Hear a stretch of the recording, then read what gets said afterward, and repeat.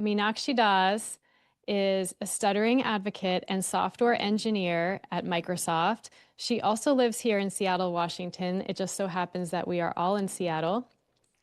And her passion for accessibility was largely informed by her own lived experience growing up with a stutter. In 2019, Meena founded a community called Working with Disabilities to provide a safe space for people with disabilities to discuss workplace accommodations and learn about digital accessibility. She's also a board member at Teach Access and works to close the digital accessibility skills gap. She has won a number of awards, including Next Gen Leader of the Year by Disability In, the Gold Prize by the Stevie Awards in the Social Change Maker category, and the Do It Trailblazer Award by the University of Washington. I could go on and on. She's truly a badass. I'm proud to call her a friend of mine. I am going to now turn it over to Meena to share a bit about her remarkable journey and story. Welcome, Meena.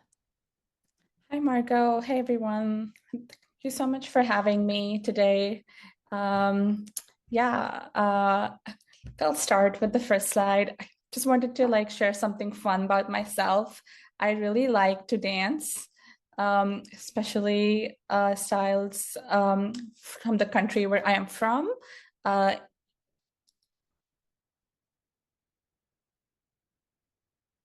India. So I've been dancing from at least last 10 years. It's a great way for me to just release my stress, have fun, and yeah. You can go to the next slide. Yeah.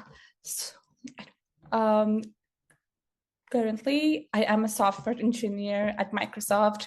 I've been here for the past 4 years. And yeah, the thing what I wanted to share is that when I was in college, I had just moved from India to the US when I was 17. It was my first time going to the US. I didn't really know people.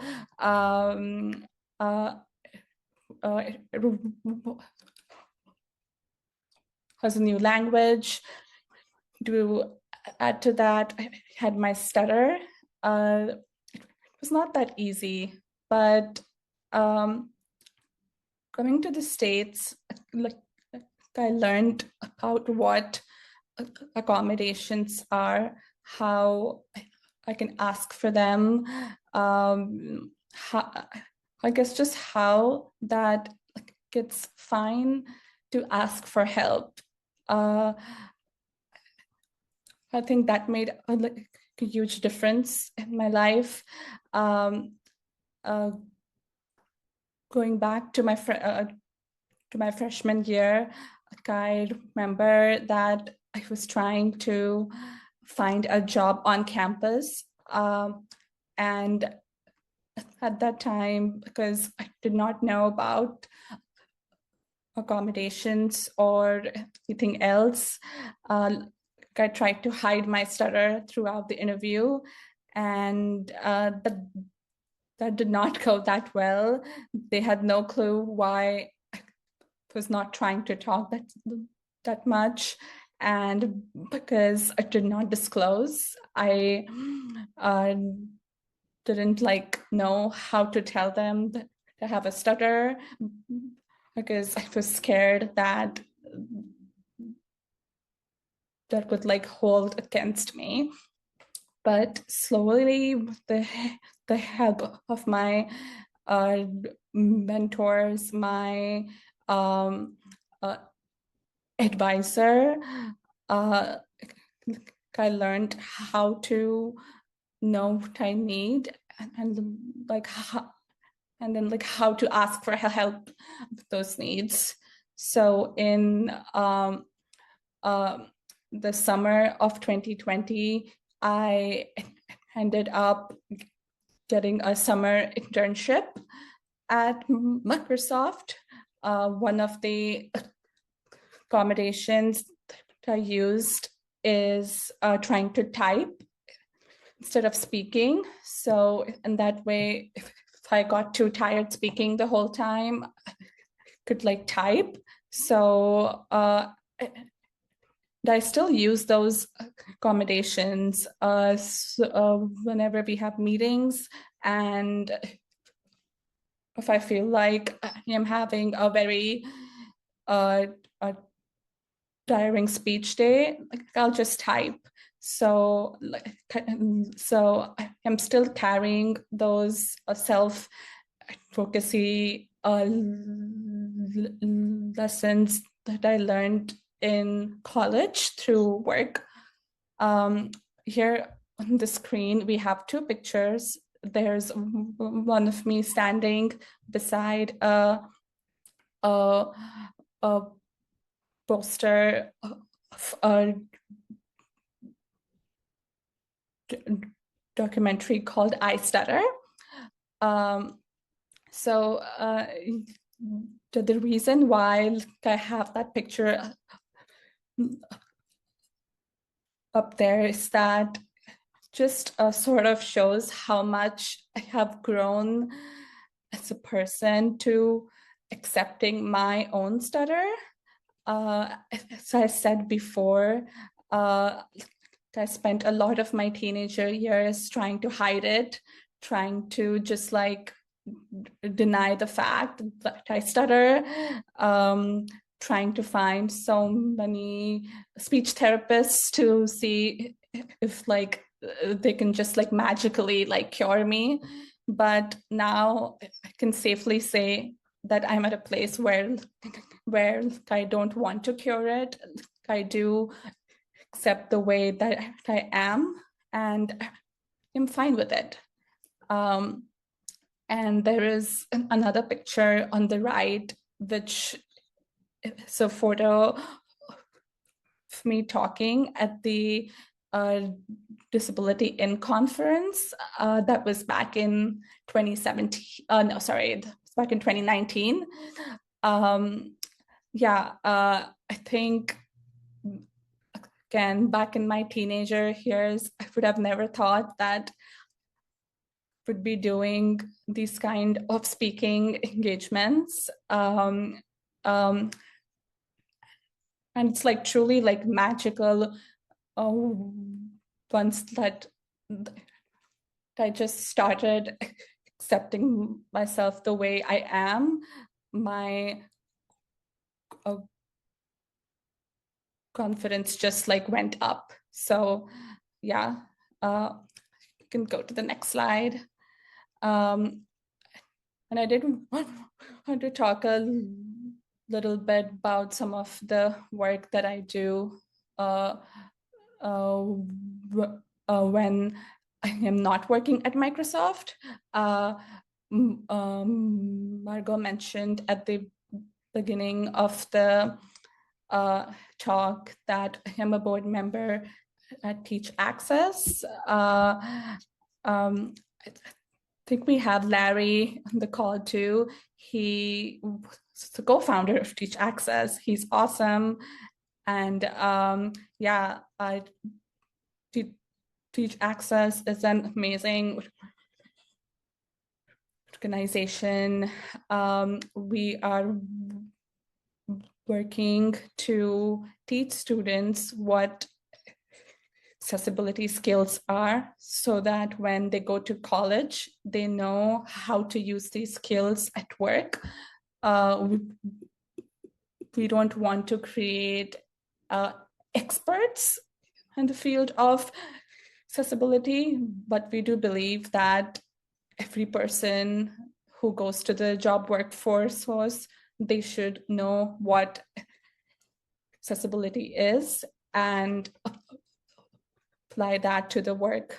So we have a really great mission. So if you're interested to learn more, please go to their website. It's an awesome organization.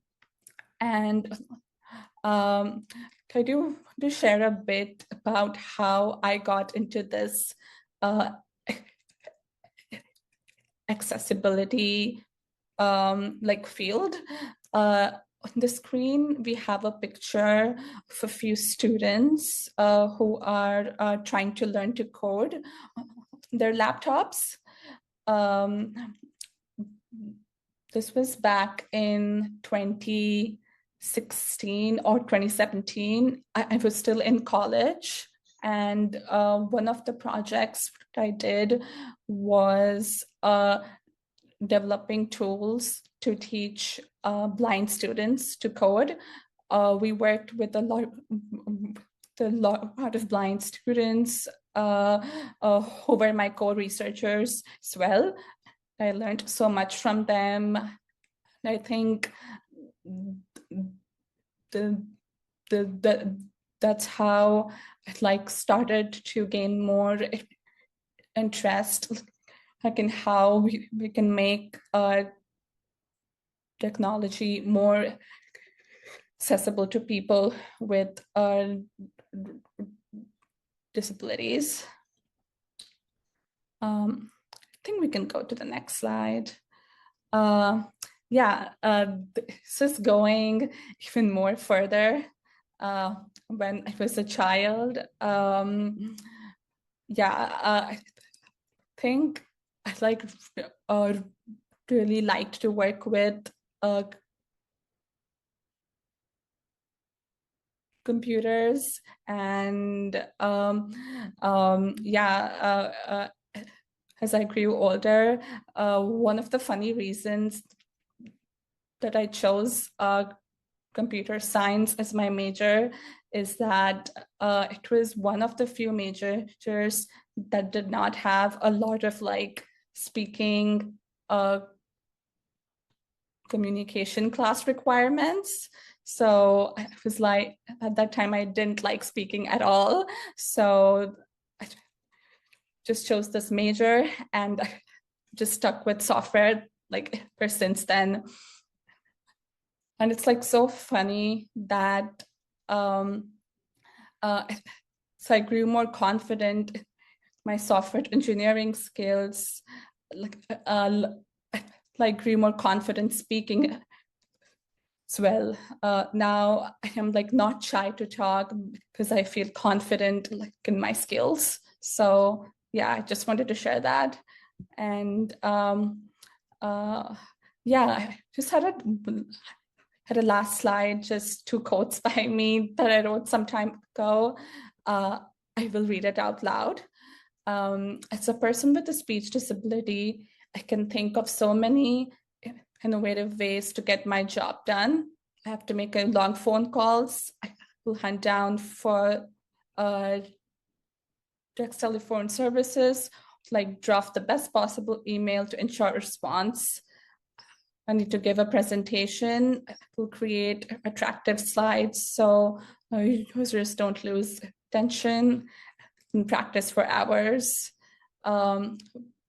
People with disabilities are creative, resilient, and already know of ways to work around their disability to get things done. They are an asset to any company. I wanted to share that because I feel we still have this stigma around both at work that we are not smart, we don't work hard, we are slow. But if we do get accommodations, if we do get our needs addressed, we do some great work, and we are an asset to any place that we work at. Then one more thing that I wanted to end with is that stuttering has a wide range of spectrum. Some people stutter only when nervous. People stutter always. Some have severe fluency issues. For some, it's hardly noticeable. Some have had great success with speech therapy, some have not. I am an example of a person who probably has not had great success with speech therapy. I tried a lot and it just didn't work for me. That's okay. Some prefer using typing instead of speaking, and others like love speaking. So every person who stutters, they has their own story, and all the kinds of stuttering, they are valid. Um, I think it was just the past 2 years that I've been trying to think of stuttering as neurodiversity. Um, we all have like minds of different kinds. Then yeah, as I said, like it's a wide range. So yeah, that's all about me. Thank you so much for listening, and thanks so much, Margot, for having me today. Thank you, Meena. Everybody show your support for Meena in her presentation. Something that I've learned from you is that everyone communicates differently. Some people stutter, some people sign, some people do not speak, and they use AAC devices, and all types of communication are valid. So thank you for helping to create more awareness and acceptance for all types of communication.